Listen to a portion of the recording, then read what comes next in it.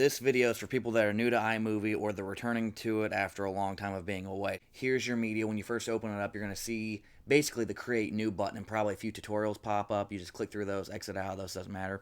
Here's all of your projects. They're all out in the open. You don't have to go to a file and search, which is what I like about it. You know, with Premiere Pro, you have to go to this menu that pops up, or if the menu doesn't pop up, you have to go to File, Search, Open Project, and look through a whole bunch of them. With iMovie, all of your projects are right here, right when you open it. And you also have different tabs: Media tab, Projects, Media, your Media Cache, Projects. You click on here. If you have another project, it'll load all the cache to it, all events, all video files. It's great. You can preview it right from the opening menu. Going back to Projects menu, you also have the search bar for searching your projects if you have a whole bunch. I'm just going to open up My Movie 2, and here are the clips. My little drone clip, kind of shot in flat, but a little bit overexposed on the skyline. To import on the iMovie from Mac Mojave, which is what I'm using, you will click this down arrow, bring up all of your clips, find your files. Your hard drives will be over here, your flash drives are on the left, and your desktop under your favorites, usually on Mac. I'm going to go to my stock video folder, and if you need stock video, type in Videvo on Google and it'll bring up a free stock video website. I've got a whole bunch of clips that I can go through. I'm going to try and find one that's sort of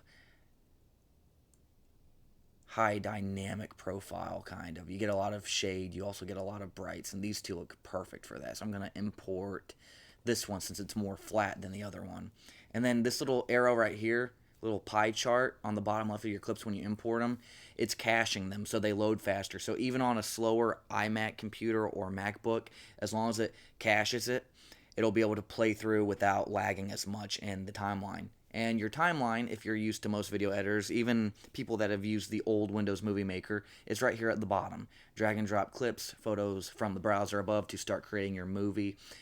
This little microphone right here is how you can record audio voiceovers, and you got your back and your next clip or end and your play button, your full screen, and your zoom in and out. Now, you won't be able to see anything now when I'm zooming in and out because I don't have a clip on the timeline, but let's start with this one. And on Videvo, you just type in the search film reel, and they have a whole bunch of them. You'll see this one. I think this one was like in the second row for me. And see, it'll play through. You will hit either the play button right here or spacebar on your computer keyboard, and it'll play the clip.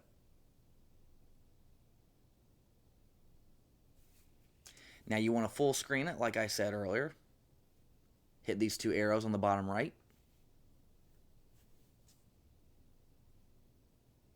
And you can see there's no choppiness whatsoever. And to exit full screen, you hit the escape button if you're using a Windows keyboard like I am. Now, let's go into something more difficult. Voiceover I can't do because I'm doing a voiceover right now. But it's simple. You plug your microphone in, make sure it works, and then you click the voiceover button. You have color balance on your effects right above your clip.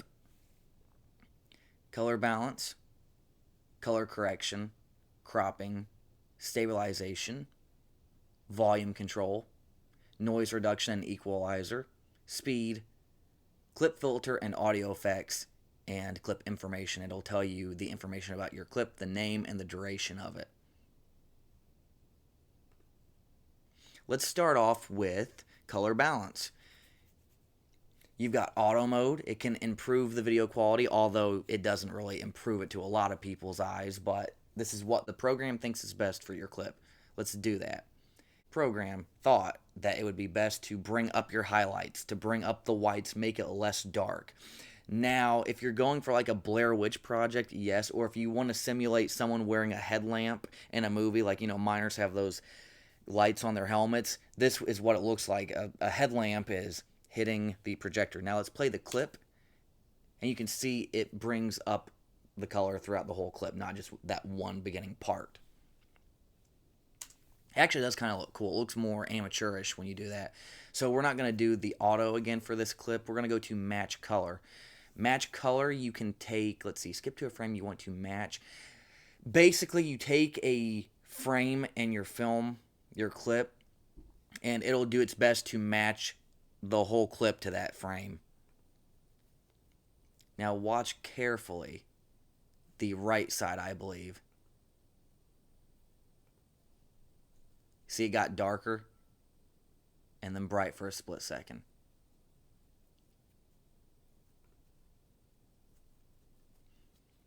You don't really use that too much in high dynamic clips like this. It's mostly overexposed clips or clips that have different color balances, like your clip is too blue or it's too orange and you want to make them both blue or both orange. Bright and darkness, it doesn't really work too well. White balance is what I just mentioned as well.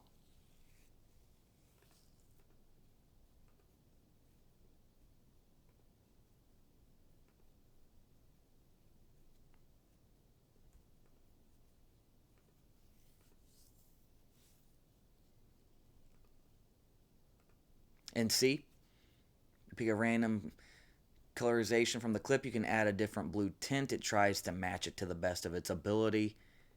It's very random as to whether the computer's actually going to match correctly or not. This gives it a kind of horror movie vibe. Still kind of low budget, maybe sci-fi vibe. You get different kind of tints. It's better just to do the manual effects than to do this kind of stuff. And then skin tone balance, obviously there's no person here, but it does the same thing. Different tints, different tones. You just click randomly. That kind of gives it a 1970s investigative look. Like you're in an FBI building. Bam, see, kind of looks 1970s-ish. Now I turned it off. Those effects are done. We're going to hit the reset button to give it back to the original. Now let's go to the things that you can manually control. You are in charge of how everything is rather than the computer program doing it itself. Here you have adjust shadows to make dark areas lighter or darker.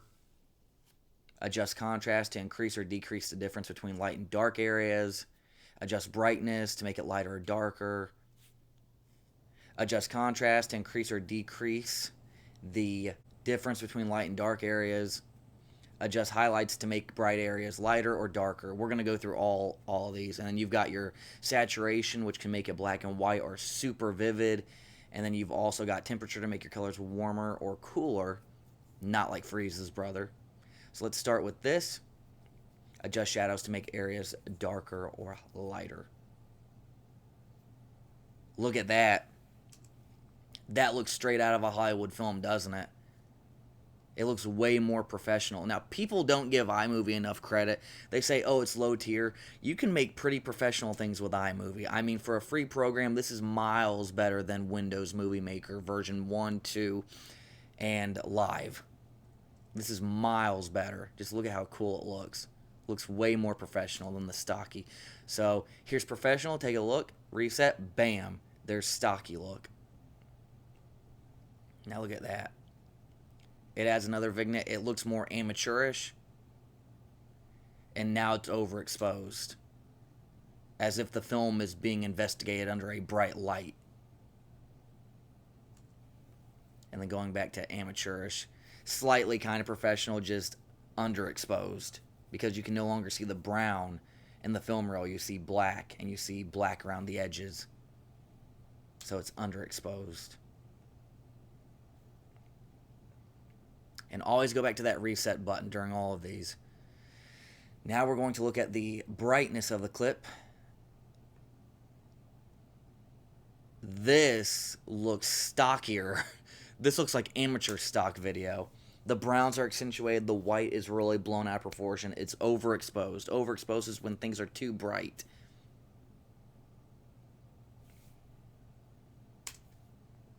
And we will go back. Now let's make it darker. Darker, it could pull off the professional look, it could pull off the amateur, and it could pull off the stock. I've never seen a clip like that. You got some of the browns over here on the film reel whenever it spins around, but then here it's just black. So that's why it's a mixture of all of them, professional and amateur. Going back, we are next going to look at the contrast. Bring the shadows in. You get that amateur horror film from the 1990s look that you filmed on your little camera that your grandpa let you use, you know, things like that. Going back, We're going to increase the contrast. You increase the contrast, you can pull out some colors, but certain parts get overexposed. So you have to use all of these in tandem with one another. They all have to be used in tandem. And the final effect on this little line will be the highlights. Overexposed, underexposed, just slightly, but very overexposed. We've seen this before. It's the exact same as the others. There's very little difference. But these are very cool effects. I've used all of them multiple times. I love iMovie. I think it's a great program. People crap talk it, but it's a really, really good program. Very professional looking. Now we're going to do the saturation. You'll see this is the effect that a lot of people will like. You'll see it in movies all the time, where if you move this to the left, you'll lose color, kind of. See, you'll get that Noir look, that old detective film look. But it can also be used to make things more gray. You see it on Fear the Walking Dead Season 4, absolutely awful. They overused it to, oh God, they overused that so much on Fear the Walking Dead. I'm going to switch clips right now for a split sec so that you can actually see more of how this affects everything. A drone video I shot a while ago. So now let's go back to the effect. And you'll see a better Fear the Walking Dead kind of look right there. See, it's kind of, you still got color, but it looks grayed out. That's what people were complaining about Fear the Walking Dead. You've got your original, everything's super bright, overexposed sky, because it was overcast actually, those are clouds, and then your Fear the Walking Dead. Still got some color, but grayed out. Going all the way, you get the detective look. Superman flying. Resetting this. Now let's make everything vivid. Look at that. Everything's overblown. It's more colorful than it should be. It doesn't look realistic to real life. But it's very cartoony. If you're doing like a video game in real life kind of movie, that's what you'll want, is this kind of effect. That's why I like shooting flat like this. You can change colors and edit more effectively when it's flat. Easy to change, easy to see differences. If it's not flat, it's hard to see differences. So let's look at the color temperature. I'm going to go farther into this clip where there's a lot of things in the scene.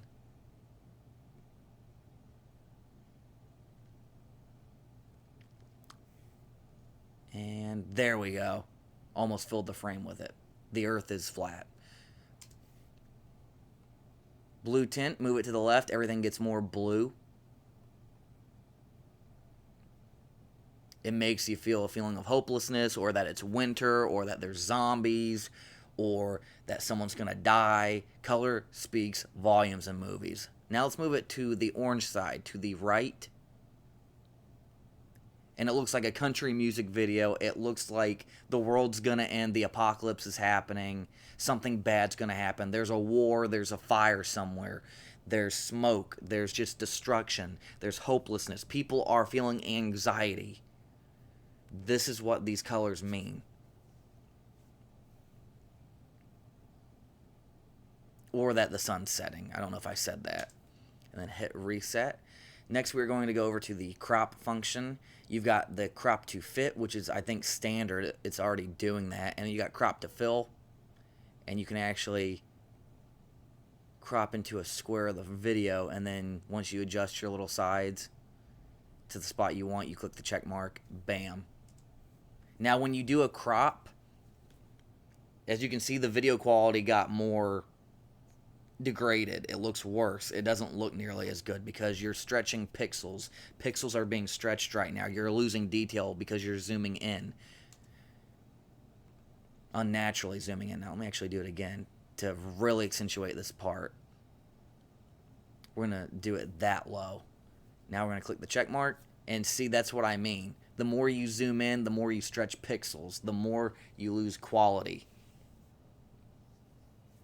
You do not want to lose quality while making a video unless it's something you're going for, like you're going for a Quentin Tarantino type look, which he's known for.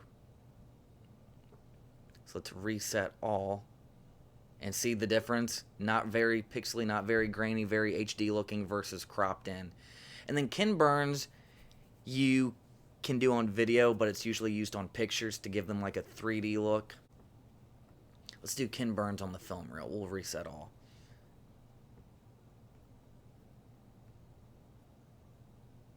Starting points where it's going to start, end points where it's going to end. See if I can't find anything interesting, such as I want to see that text right there on the bottom right. Click OK. Oh, wow. So let's start the clip. Oh, wow. Ken Burns simulates a zoom in. Now, with high definition clips like this, it'll take longer for the quality to degrade. It'll take longer for the quality to degrade, you know. But that looks kind of cool. If you want to shift someone's focus to something, just do this effect. I love it. I honestly think Ken Burns' effect is my favorite out of all iMovie effects. I use it a lot on pictures, like a lot. And then you've got your stabilizer. If you've got shaky video, this will somewhat fix it. It'll do kind of a crop, but at certain points where there's shakiness, it'll zoom in slightly and then zoom out to kind of reduce the shake. It's actually pretty good. Is it the best anti-shake stabilizer? No, but for a free program, it's absolutely incredible. I love it. I think it's great, and I can't really show you because my drone has a stabilizer built in, so that videos you saw was stable, and then this is a tripod shot of stock video, so it's already stable.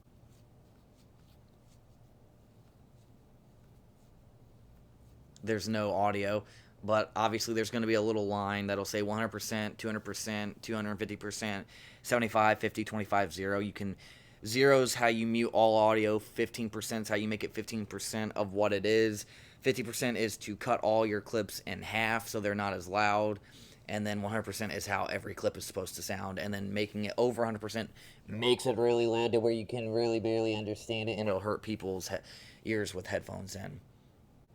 Noise reduction helps reduce the noise in audio. So a lot of people are using cheap microphones that go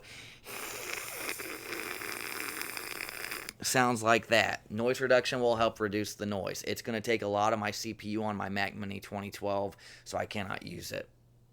Now we're going to go to speed. Speed, you'll be able to really notice with this. This is a great clip for speed.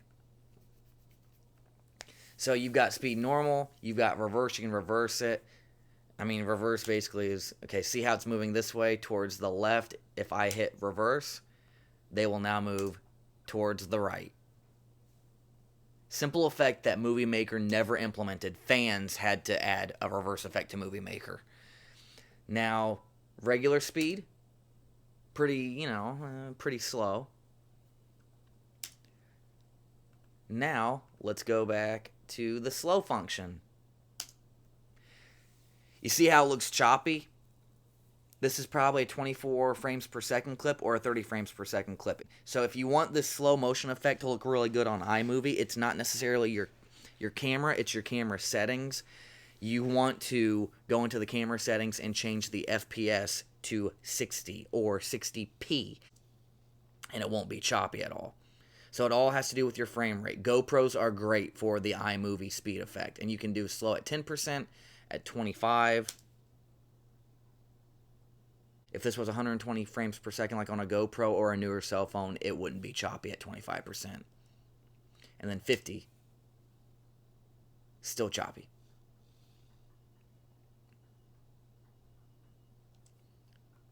Now let's go to fast motion. It'll cut your clip in half. Usually by standard it goes and doubles your speed. So a 20-second clip will be 10 seconds. Let's watch.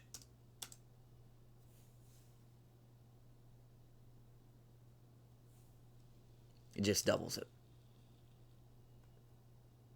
2 times, and you've got 4 times, all the way up to 16 times on this iMovie version. Things are going wrong.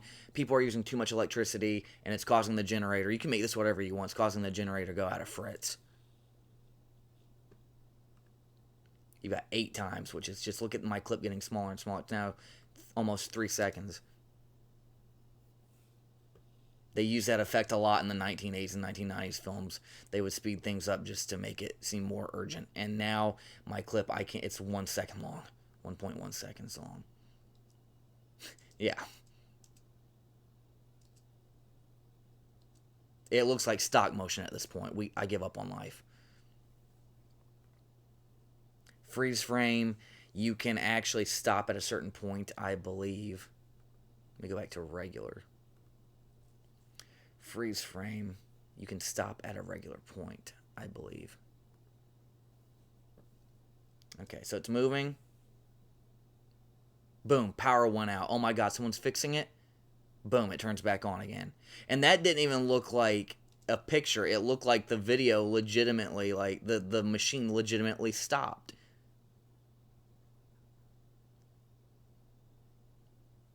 That's so cool. You can use that in music videos and everything. That is awesome.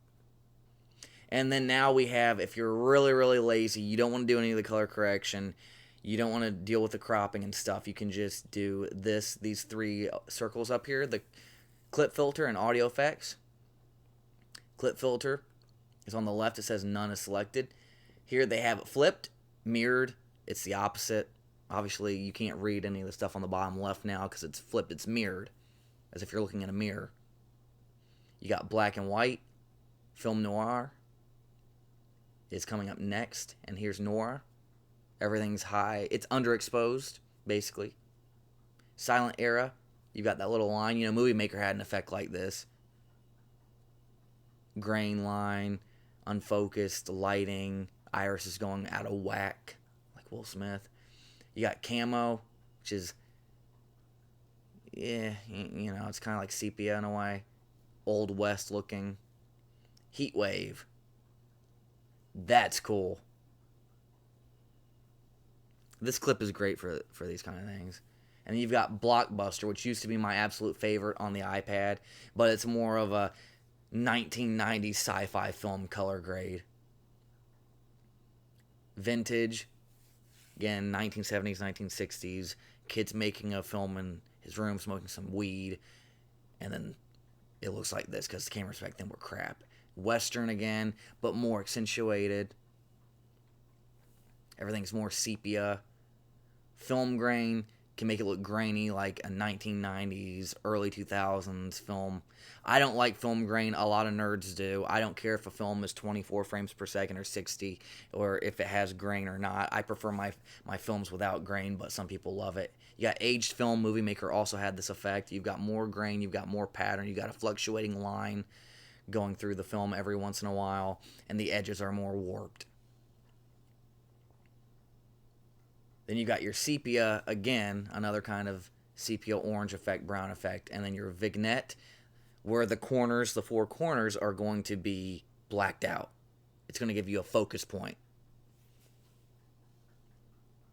Then you got romantic, where it's kind of dreamy. You've seen this in The Fresh Prince of Bel-Air. You've seen it in the old movies where someone's having a dream and everything's fluffy in color.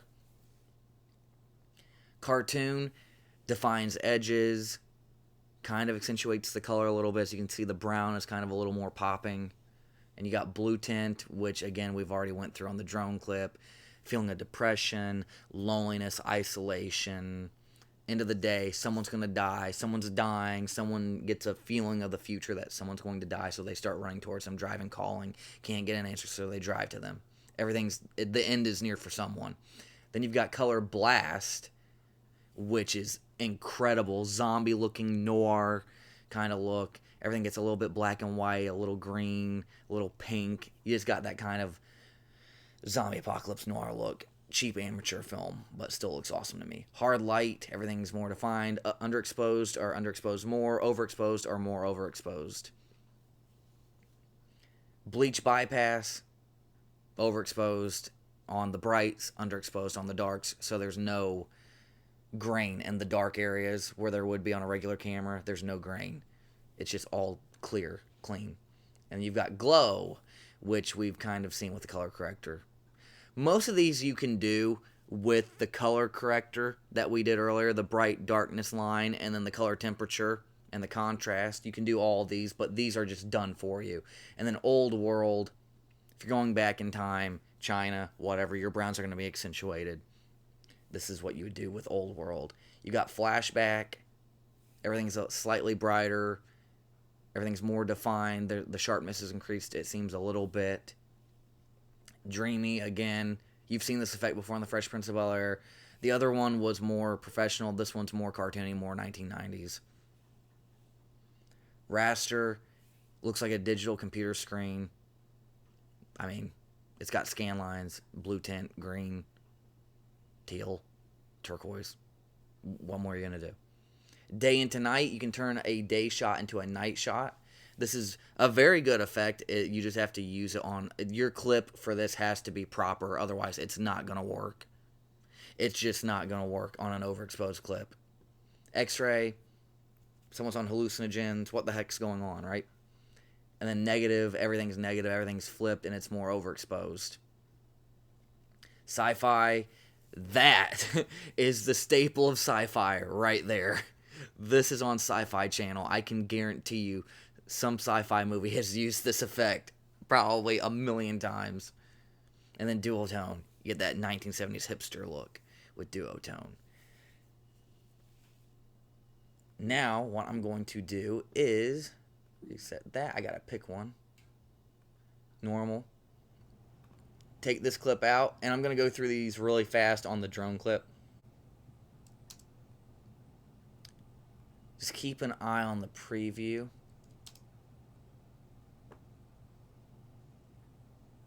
Everything's flipped. Black and white.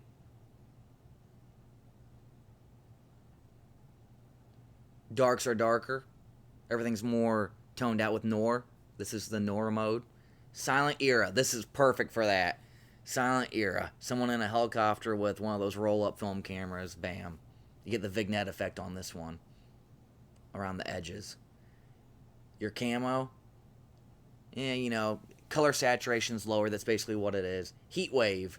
Everything's hot. The world's ending. The brights are brighter, the darks are darker, and then they have the orange and brown tones on them. Then you got Blockbuster. Zombie apocalypse, in my mind. They use this a lot. Independent films use this a lot. Greens are greener, blues are bluer, whites are somewhat whiter. Vintage, 1970s hippie. You've seen this on Stranger Things. Like, I guarantee if you've seen that piece of crap show, you've seen this effect on Stranger Things. Vintage. And Western as well. I guarantee you've seen Western on Stranger Things. Browns are brown, oranges are oranges, but it's more toned down. Film grain. More grainy, 1970s, 1980s, 1990s, 2000s, 2010s. Like early 2010s cameras still had a lot of grain and pixelation on them. Aged film. This is a perfect shot because it's a farm in the middle of nowhere. Get those scan lines and a little bit of grain. Sepia, Walking Dead has used this. Fear the Walking Dead has used this. Every Western in the world has used this effect. Vignette. You didn't zoom in your lens enough, your old lens, and so you get a vignette effect. Romantic, kind of dreamy, gives you a focus point. Edges are blurred, centers in focus.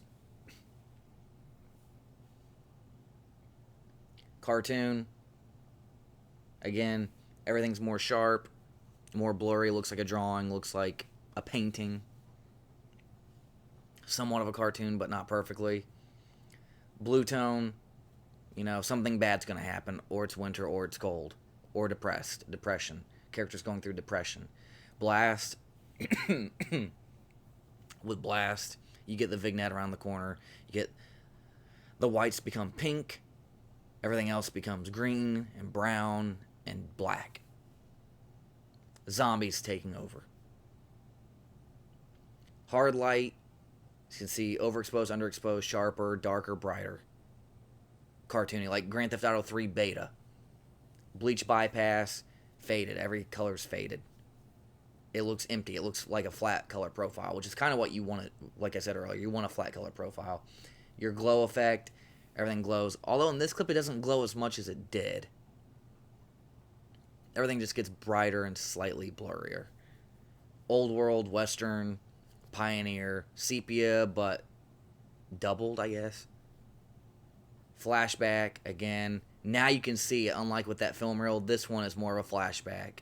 Everything's brighter, overexposed. Two dudes meet up at a movie theater. Yo, man, remember? Hey, I gave you this $5, and then they cut to the future. You never gave me my $5 back in 1980. Dreamy. You got that dreamy vignette. Raster against scan lines. This is a robot flying through the air. Program, me. I'm here to take over doing video surveillance of the area before attack. Stuff like that. Day to night. This is what I'm talking about. When it's overexposed like this, it looks like the sun's setting, but you can tell clearly that this is a day shot. This was shot during the day. It was not shot during night. It's obvious. It doesn't look night. Now, if you don't have the sky showing and you're in a forest and you have your colors set correctly on your camera or you edited them correctly in iMovie, this will make a day shot look night. Like, cut off the sky and just look at the bottom half. It looks kind of like it's turning into nighttime. But again, the colors aren't properly corrected.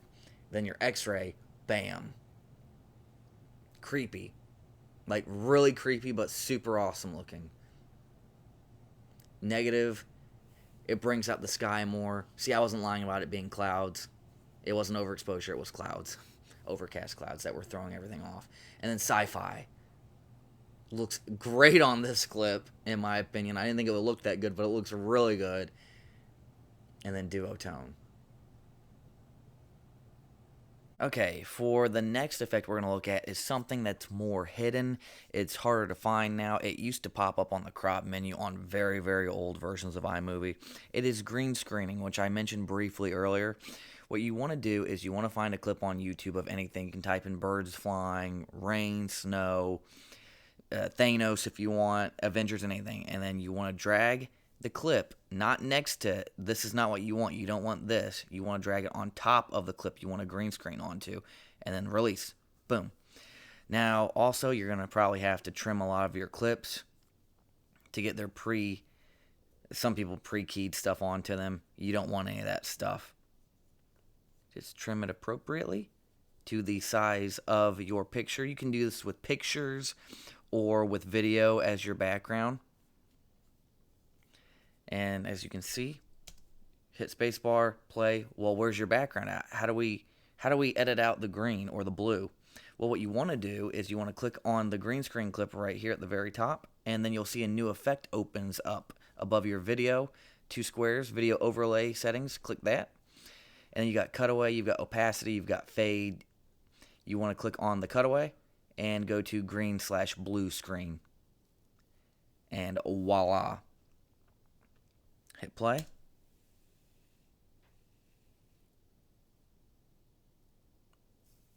And that's how you green screen on iMovie. As for, I believe, let's go to picture-in-picture. Is how you do the news effects, how you can have like an announcer and then a video on the corner or whatever you want to do. You can do this with video game footage. You can do this with pretty much anything. It looks kind of cool like that. Looks awesome, but it's better if you actually have like a picture, or if you're doing a news typey thing, or if you're doing a product review, something like that. And then you got split screen, where you can have half the screen be one thing and half the screen be another thing.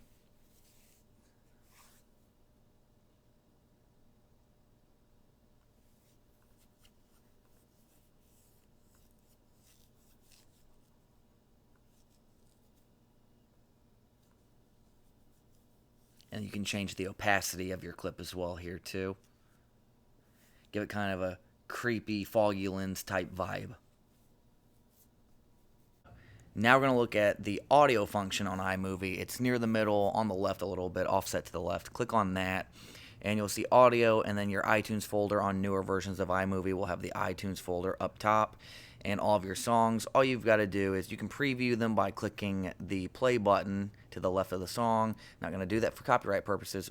And to add it to your movie, you just click on it and drag it straight down. Hit the space bar, bam, great, it'll play through your song. Now to change the audio level to make it softer or higher pitched, you can either use the audio effect like we mentioned earlier but didn't actually show. Move this little line from 100% all the way up to 400, or move it all the way down to 0 to make it completely silent. And that's how you adjust the audio levels. To fade in your audio, there's a little dot right here, as you can see right there. It's hard to see, but it's there. And you just click on it and drag it to the right, boom, and it'll fade in nice and smooth.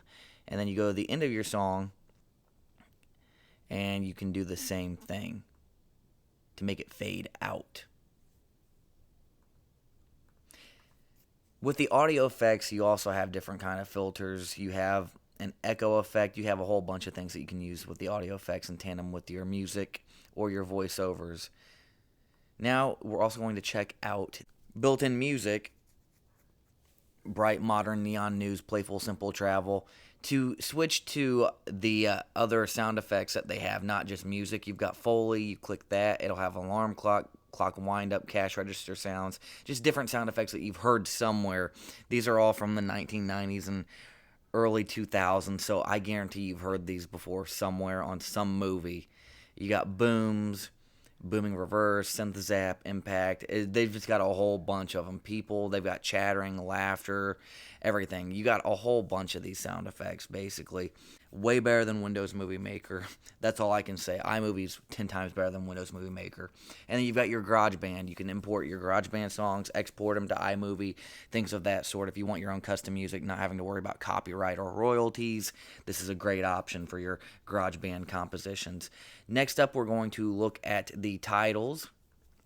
Each of the titles has an animation. We're going to preview them. Standard, standard left corner, basic, slow zoom-ins, just different positions. A little reveal.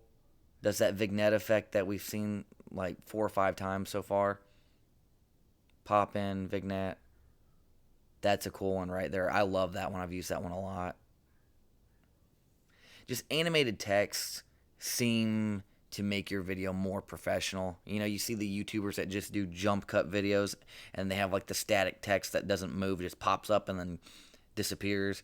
These ones will add some flair to your videos, and believe me, people are like, well, we've seen these on YouTube because everyone's seen them a million times. A million people use iMovie for YouTube. Yeah, but guess what? Think of the ones that don't use it and their videos are just so bland. These ones, they pop in, pop out. You're doing a product review. You got the name of the product at the top and then a description of it, how much it costs, where you can get it, whatever. It just makes it much more professional than just something like a jump cut like that. Bam. See, it just pops in, pops out. And your echo. Pop in, pop out. That one's cool. Animations are great. I mean, iMovie will definitely up your game.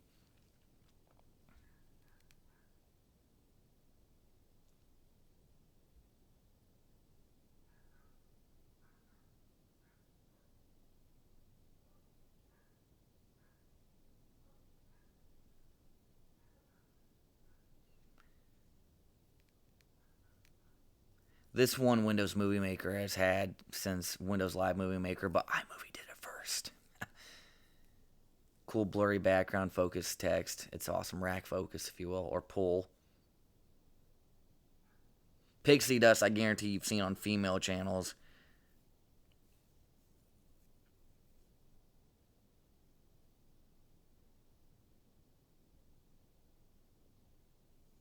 And everyone's favorite, Star Wars.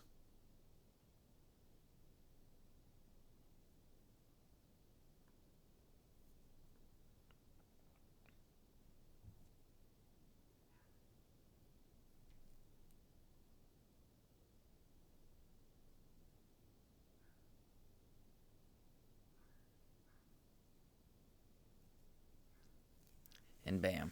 Those are all the titles. Now, backgrounds. You've got a whole bunch of backgrounds, and it creates a world map. You can type in a state or a country or region, a nation, whatever, and it will do this cool effect. Some of these are new to me because I don't remember some of these.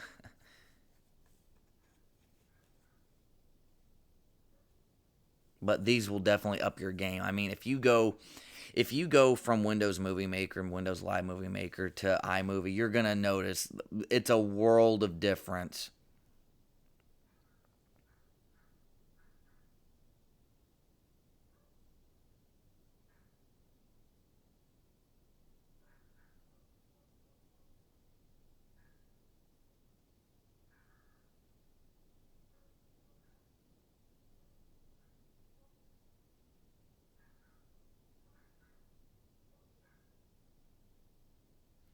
curtain effect is cool.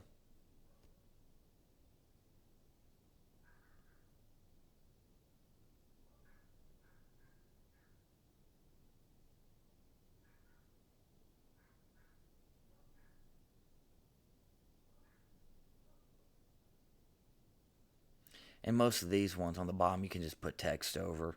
Great for Bible videos, archaeological videos, historical videos, things of that sort. I'm just glad that this editor provides all of it for you in an easy to find location. Because a lot of them you have to go into Google, download gradient paper, grunge paper, or whatever. And then you have the transitions.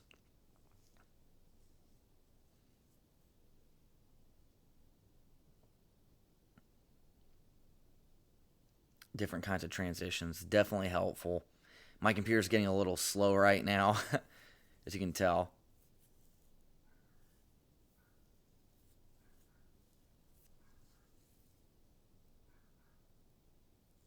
But it doesn't play these transitions slow when I actually throw them in the project. And I am going to do a few tests of these.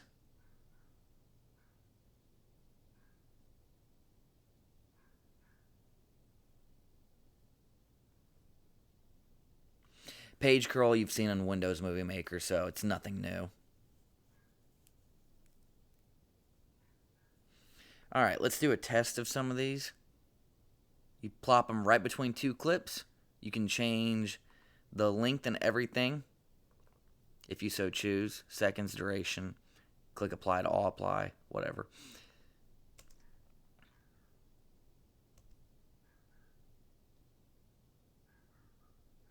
Boom. One more time.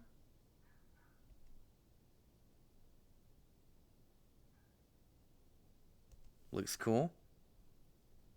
I'm not usually a big fan of transitions, but there are a lot of people that are. And then let's do another one, like DJ Khaled.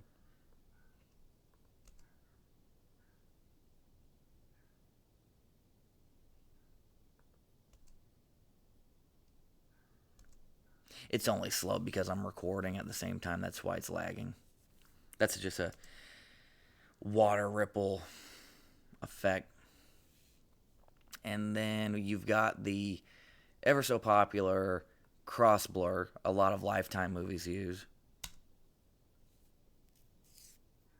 They can spice up your videos a whole bunch, make them less boring, add interest, add focal points, things of that sort. Now, I'm going to go back to the titles and try and find that pull focus one because I do want to test that out. I think that would be incredible for this right here. It's a nice little transition. Okay. Now we're going to go back, and it might lag a bit because it adds bokeh. Yeah, it's lagging just a tiny bit. But it's a nice little added effect.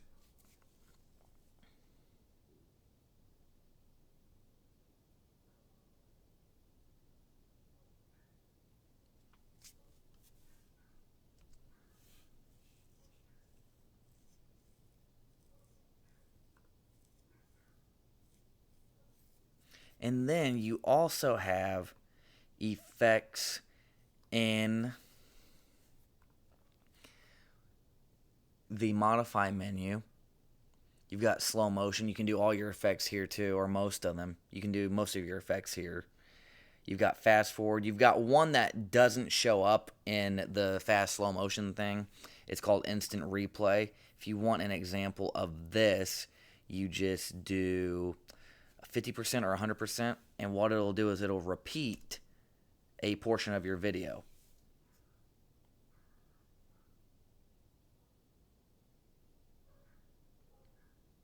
Great for sports, great for pretty much anything. If you want someone like doing a prank on someone and they scream, "Wah!" You hit that instant replay, like America's Funniest Home Videos or home movies, whatever they call it these days. It'll just replay a section of your clip if you want to, or it'll replay your whole clip with the cool little instant replay logo. It used to be a flashing banner, like just text flashing on, off, on, off, on, off, but then they added the banner to it, the background and such. Now, I am actually very curious. This is a bonus. That's basically your crash course in iMovie. I'm going to do something right now just for people that want to keep watching. I want to go more onto that day to night shot thing I was talking about, how if you have your color set properly, and if I can actually get the shot I'm thinking of.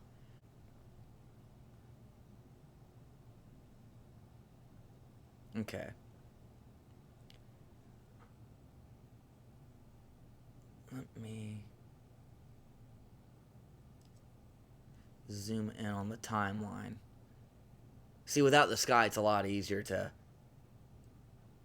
edit this kind of stuff.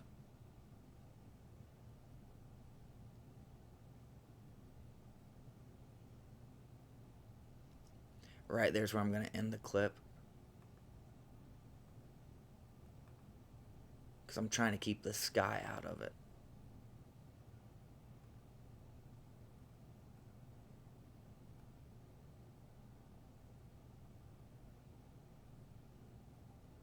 Now see that? Now it looks like nighttime with the stars hitting the ground. Day to night works if you know how to utilize it.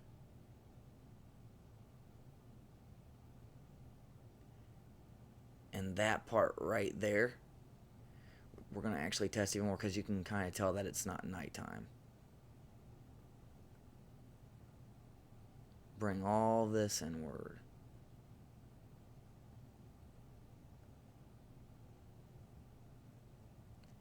There we go. See the big difference there?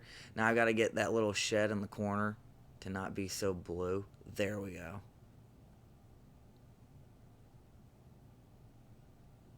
There we go. Now it doesn't look so blue. That looks like a night shot. And you can also go a little bit further. Night. See it? Look up. Bam. Looks like nighttime. Now see how natural that looks. Natural.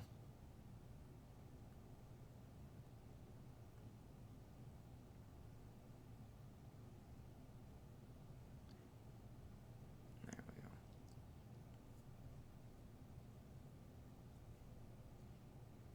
So this makes it easier to shoot night scenes during the day.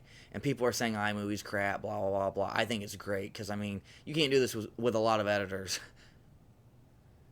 that are free.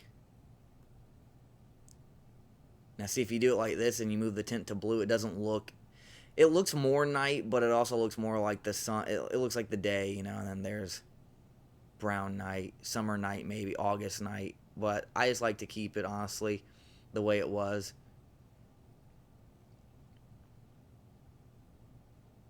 And then that's all. That's your crash course into iMovie. I hope you enjoyed. Thank you for watching.